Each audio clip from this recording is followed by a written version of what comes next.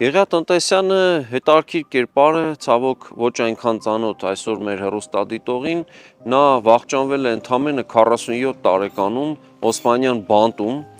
եւ հաճախ այն պնդումները, թե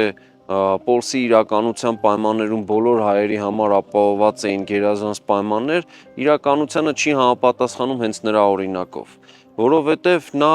այն անձնավորությունն էր, որ առաջինն է հայ իրականության մեջ զբաղվել համակարգային ձևով խազերի ուսումնասիրությամբ եւ դասակարգման փորձ է կատարել կոմիտասից առաջ նույնիսկ չհարմարվելով թուրքական պետական գաղափարախոսությանը եւ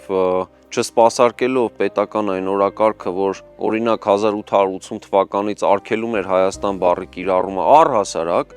եւ այդպիսի օրենք էր նույնիսկ ընդունել Աբդուլհամիդ II սուլթանը,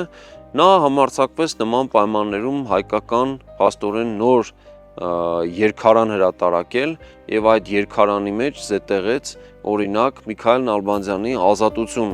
բանաստեղծությունը եւ նաեւ Մարսելեզի ֆրանսիական ներկայիս օրներգի եւ ֆրանսիական հեղափոխության 1789 թվականից սկիզբ առած հեղափոխության այդ երգը ներառեց այստեղ եւ նրան ազատության երգիչ էին սկսել համարել, այս